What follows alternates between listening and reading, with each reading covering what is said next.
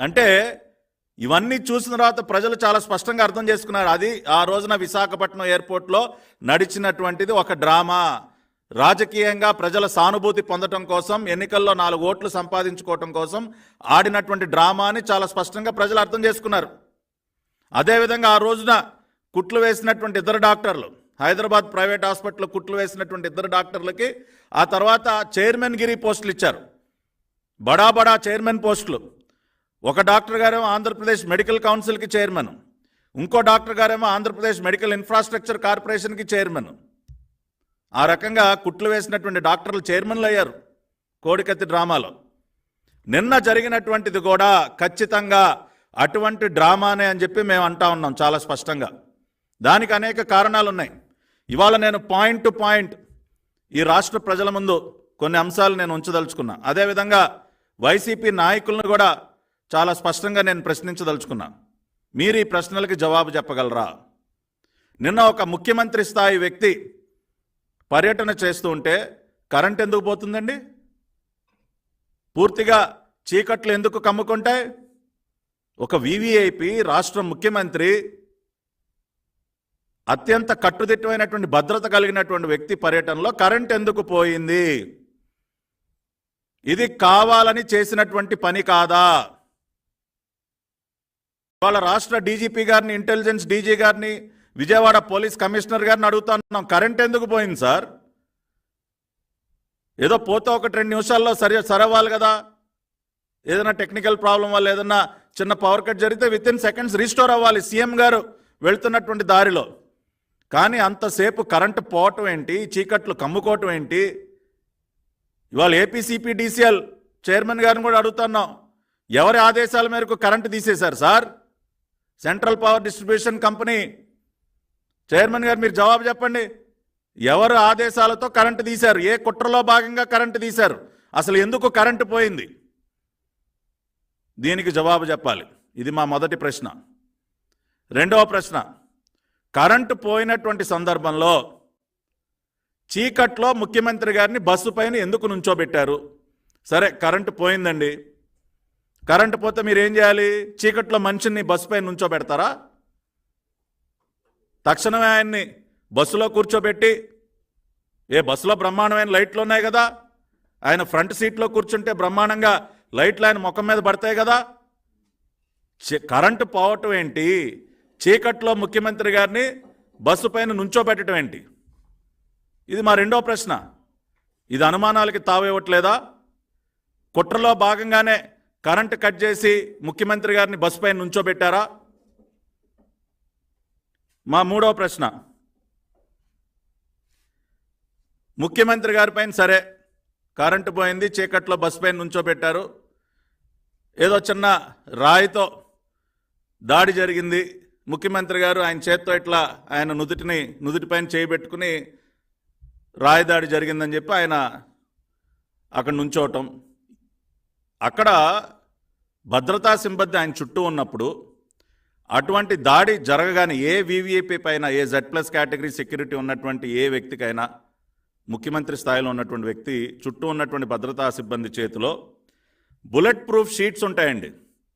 మీరందరూ కూడా చూసే ఉంటారు, ఒక సూట్ కేసు లాగా పట్టుకుని తిరుగుతూ ఉంటారు పక్కన. అది బుల్లెట్ ప్రూఫ్ షీట్. అది ఇటువంటి దాడులు ఎప్పుడైనా జరిగితే ఇమ్మీడియట్గా దాన్ని ఓపెన్ చేసి ముఖ్యమంత్రి గారికి, ఆ వివిఐపికి అడ్డుగా దాన్ని పెడతారు, ఆయన్ని ప్రొటెక్ట్ చేయడం కోసం. మీరందరూ కూడా విజువల్స్లో చాలాసార్లు గమనించి ఉంటారు, ఒక సూట్ కేసు పట్టుకుని నడుస్తూ ఉంటారు పక్కన.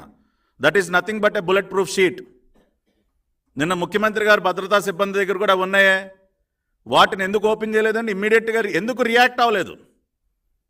ముఖ్యమంత్రి గారి పైన దాడి జరిగిన తర్వాత తక్షణమే భద్రతా సిబ్బంది ఏం చేయాలి?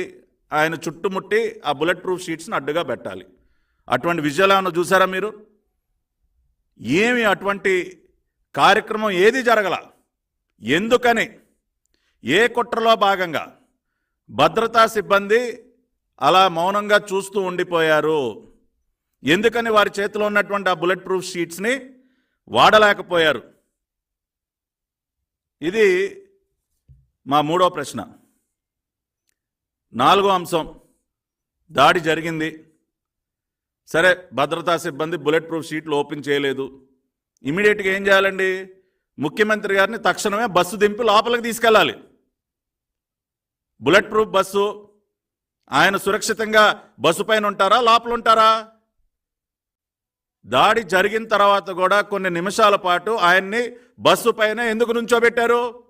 ఎందుకని తక్షణమే బస్సు లోపలికి తీసుకువెళ్ళలేదు?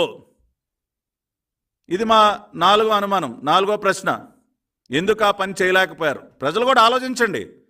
ఇవన్నీ పాయింట్ టు పాయింట్ ఇవాళ నిన్న జరిగినటువంటి సంఘటనలు మీ ముందు ఉంచుతూ ఉన్నాం. దాన్ని బట్టే మీకు అర్థమవుతుంది ఇది ఒక కుట్రపూరితమైనటువంటి డ్రామా అని చెప్పి.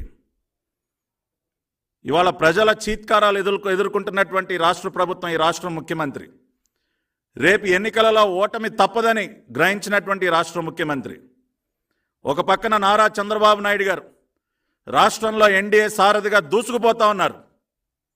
ఆయన ఎక్కడికి వెళ్ళినా కూడా ప్రజలు బ్రహ్మరథం పడతా ఉన్నారు.